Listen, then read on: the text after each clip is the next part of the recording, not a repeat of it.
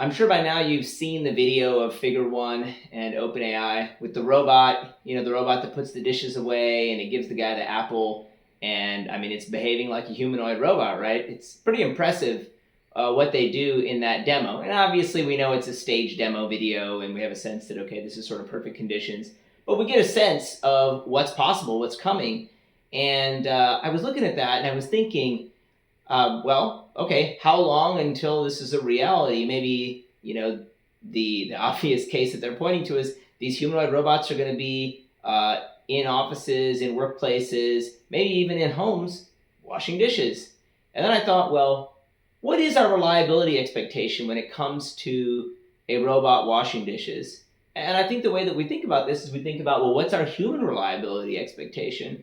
And so I'm going to say, just based on my own experience, that once a year, so 1x per year, broken dish. So drop something.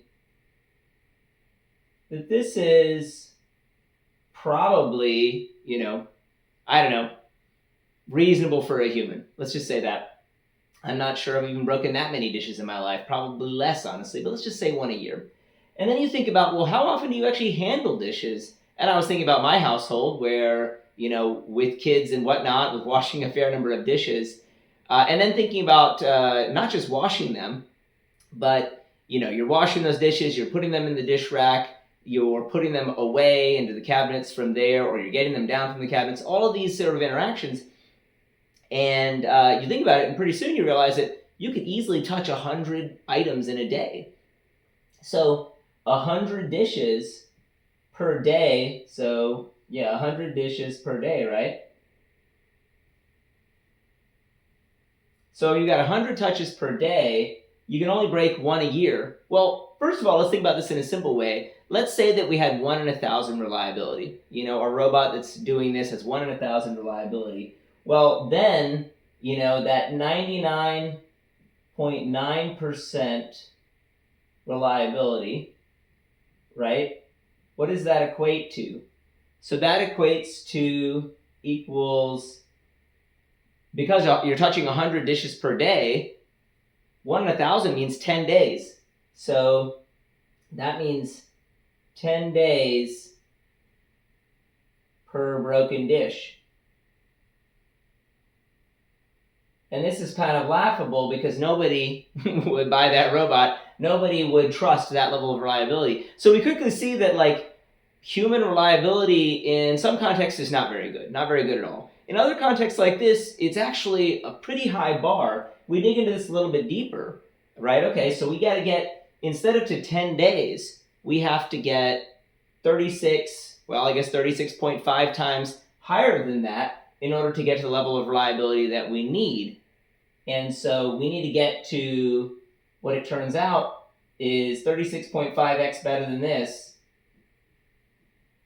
which equals, it turns out, 99.997%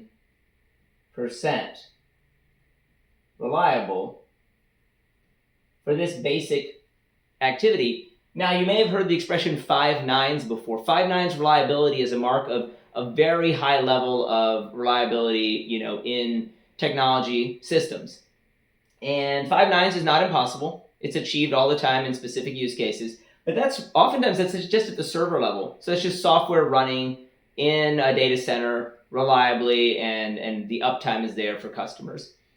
That's a very different operating use case than we have here, where we've got the actual robotics involved and in a dynamic and changing environment. So this is why this use case is actually very difficult. I think that the advances that have been made are impressive, but it's kind of like with self-driving cars, where we were told they were going to be ubiquitous or common by 2020. Here we are 4 years later. They've made a lot of strides. There's some limited penetration with Waymo, but Cruise came off the roads for a while. There's challenges there, and the expansion is going more slowly than expected. I would expect the same here. Are we eventually going to have robots in our homes doing chores? Hey, we all hope so. But this degree of reliability, we don't actually think of humans as being this reliable, and yet we quietly are every day. So that's one challenge. I think this actually maps over into software use cases as well. When we look at AI reliability just with large language models, with classification problems, with things like that. Here, I'll give you another example. Spam filters.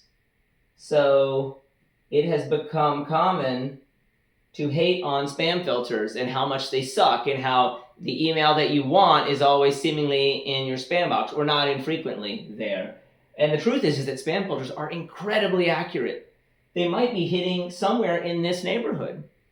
Maybe not quite there, but they're really quite good. At any rate, the sheer volume of messages that are getting sent every day and human expectations are so high that we're frustrated at our spam filters when they put one important email in the wrong place, even though they're dealing with thousands per day. So this is another example where AI is, of course, improving this kind of technology. Our expectations are almost impossibly high at times. And that's why in some of these use cases, it's going to take longer than we think for the machines to take over.